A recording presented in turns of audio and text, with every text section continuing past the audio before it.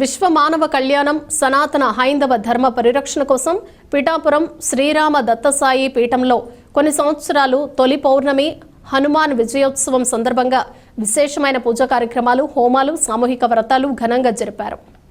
ఇతర రాష్ట్రాలు, జిల్లాల నుంచి కూడా భక్తులు వచ్చి పూజా కార్యక్రమాల్లో పాల్గొన్నారు. పీఠం పండితులు ద్విభాష్యం రమేష్ శర్మ ఆధ్వర్యంలో పీఠం నిర్వాహకులు సత్యనారాయణ దత్తస్వామి పర్యవేక్షణలో పీఠంలో కొలువై ఉన్న లక్ష్మీ గణపతి దత్తాత్రేయ స్వామి వార్లకు భక్తుల చేత ఉదయం నుంచి పూజలు, అర్చనలు, అభిషేకాలు జరిపించారు.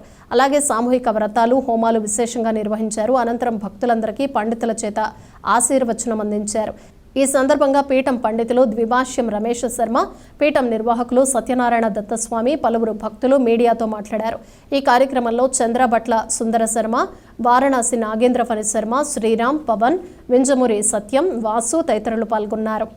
హైందవ ధర్మానికి ప్రతీకగా శ్రీరామదత్త సాయి పీఠంలో ప్రతి నెలా పౌర్ణమి నాడు ఒక పిఠాపురం గ్రామంలోనే కాక చుట్టుపక్కల జిల్లాల్లోనూ చుట్టుపక్కల రాష్ట్రాల నుంచి కూడా విశేషంగా జనాలు వచ్చి ఇక్కడికి పౌర్ణమి నాడు విశేషమైన పూజా కార్యక్రమాల్లో పాల్గొంటున్నారు.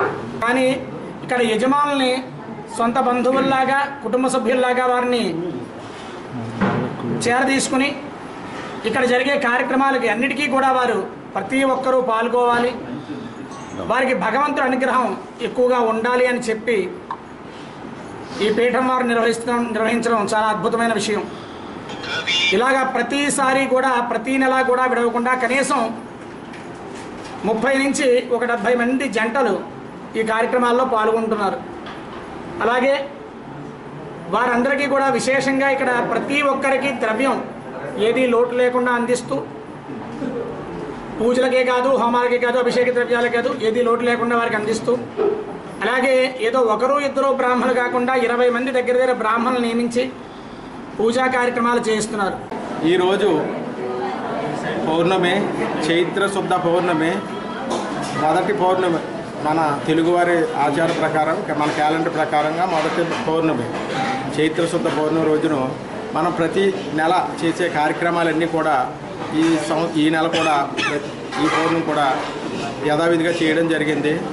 ఇతర రాష్ట్రాల నుంచి, ఇతర జిల్లాల నుంచి, మన ఆంధ్రప్రదేశ్ అన్ని జిల్లాల నుంచి కూడా ఈరోజు భక్తులు రావడం జరిగింది. ప్రతి నెల కూడా చేసే ఈ అద్భుతమైన కార్యక్రమాల్లో చాలామంది అపోహలు ఉన్నాయి.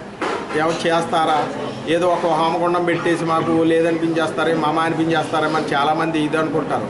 అలాంటిది ఏమీ లేదండి. ఎవరికి వారి చేత చేయిస్తారు. ఇక్కడ కార్యక్రమం ఎవరి హోమగుండం వారిదే. కాబట్టి ప్రతి హోమగుండం దగ్గర బ్రహ్మ ఉంటారు. మంచి వేద పండితుల సమక్షంలో ఈ కార్యక్రమాలన్నీ జరుగుతాయి. కాబట్టి ఈ లోక కళ్యాణార్థం జరిగే ఈ యజ్ఞయాగాదులన్నీ కూడా అందరూ బాగుండాలి, లోకమంతా బాగుండాలి అనే ఉద్దేశంతో మాకు ఈ సంకల్పంతో గత 4 దశాబ్దాల నుండి కూడా ఈ కార్యక్రమాలన్నీ చేయడం జరుగుతుంది.